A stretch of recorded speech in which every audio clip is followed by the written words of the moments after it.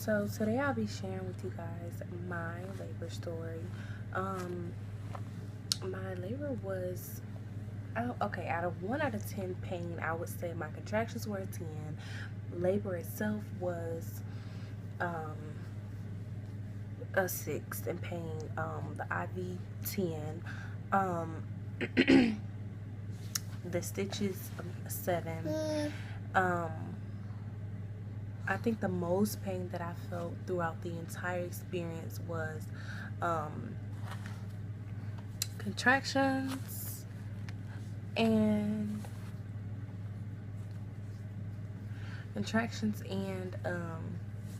the IV, because the IV was, oh my god, it was killing me. It was irritating me. I was hurting. I was in pain.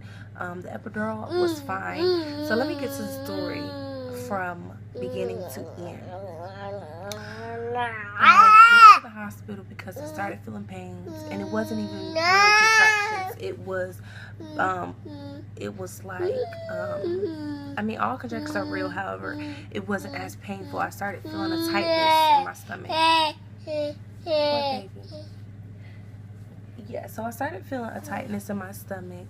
So I went to the hospital. They told me that I was only dilated 2 centimeters. My water hadn't broke, so they were trying to send me back home, and I was not having it. So, one nurse, she was really sweet. She was like, you know, if you want to walk the halls and see what happens, you can do it. So I put on a little hospital thing. I think I was already hooked up to the IV, I'm not sure. And I was walking the halls. I probably walked the halls for about an hour with my sister and my cousin, and my water ended up breaking. So I was happy, I was excited, but as soon as my water broke, I felt the pain. I think it was like a mental thing too, but when my water broke, I just fell to the ground. I could not take it. They had to put me in a wheelchair. They took me up to my room that I was going to be in, and it went down from there. I'm just going to say that. So my contractions were coming like full throttle. They were extremely across. They were like hitting the top of the monitor. They were extremely painful. It was so painful that I couldn't even speak. I was lost for words. I hadn't felt that pain. You know, your women don't feel that pain. No one experienced that pain other than labor. It was so painful. So I was just begging them to give me my epidural. That's all that I want. Just give me my epidural. And so the man came in. He gave me my epidural because the lady, she came in. She was asking me questions while I'm contracting, and it was so hard to answer these questions for this woman, poor woman. I was screaming at her.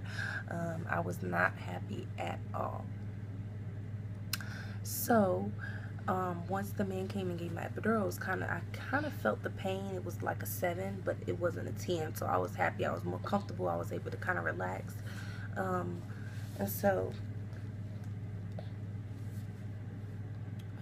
so after that, my labor lasted. I was probably contracting with the epidural for about 2 days before I even went into labor. I went in like on, lay down, baby. I went in on a day and I came out like the 6th or 7th day. I was there for so long, it felt like. So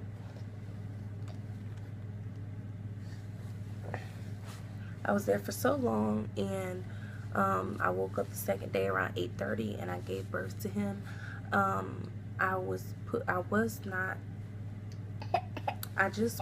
felt like I didn't have the strength. Like, after I contracted for so long, and it was as painful as it was, and the epidural did do a lot for me, but I could still feel them, and I was just exhausted. I was drained by that time that he was ready to come out.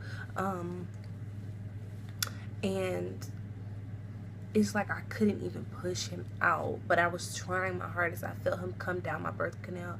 I felt him like open my pelvis. I felt all of that, but when he started to crown, I just collapsed. I could not take it anymore.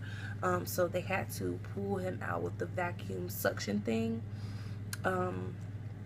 which caused his head to kind of crown, which I was so furious about. But I was able to massage it down. It took me about 2 weeks. It took me about 2 weeks to massage his head down to be back to normal, because it was literally like a cone, and I was so pissed. But anyway, so after they suctioned him out, for him to even come out, they had to do a perineal. I'll put it in the description. It's like they had to do a slit down, you know, my vagina, and for him to even come out, that's how he was a big baby.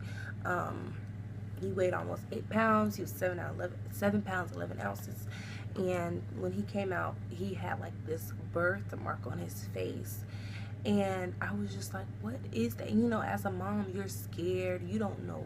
This is your first time. I'm a first-time mom. I didn't know, you know, so I'm thinking it's like a scar or something on his face. Not a scar, but like like he's in pain. That's all I could think of. And on top of that, I just didn't want him to have a big mark on his face. So I was crying. I was like, what is that? You know, crying. And but it went away like not even within the hour. It just went away so quickly.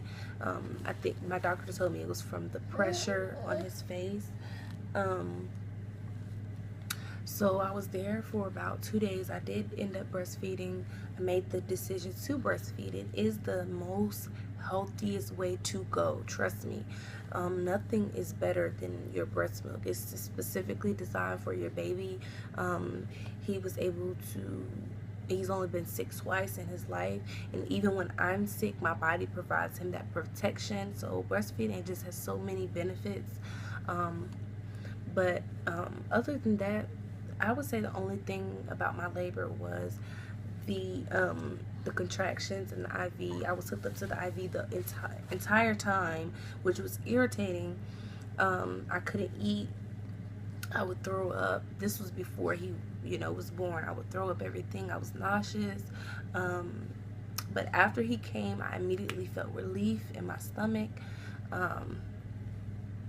I would say I was just ready to go home. His pediatrician wouldn't let me go home. I got released before him, but you know, of course I couldn't leave him, you know. So on the 4th day he was released, and I was so happy, because the only reason why I was there for so long is because I had my epidural, and on top of that I had so many stitches, and they were giving me so many pain pills that I couldn't even walk. If I walked, I was like a noodle. I fell to the ground. The nurses had to kind of hold me to get me to another room. So I was doped up on medicine, and I couldn't get breastfeeding down pat. It was so painful. The pain was unbearing. It was just, I don't want to scare you into not breastfeeding, but the pain was unbearable for me. I have a very low tolerance of pain. Even when someone's taking my blood, I fainted about 2 or 3 times. So it may just be me that I have a low pain tolerance, but breastfeeding for me was extremely, extremely, extremely difficult. And I'm so glad that I had the nurse that I had. I think her name was Miss Dorothy or Dr. Dorothy, something like that. But she was so amazing. And I was just like, just give me a bottle, just give me formula, I don't care. And she was like, no, you're going to do this. You're going to do this. You're going to get through it. And I just, you know, went with it. And I was able to conquer it. And I was able to breastfeed him, and he was perfectly fine. He was getting all the milk that he needed. I was even able to pump, and it was just amazing. So I took him home on the 4th day. He was born on August 3rd. I think I took him home, I want to say the 7th or 8th.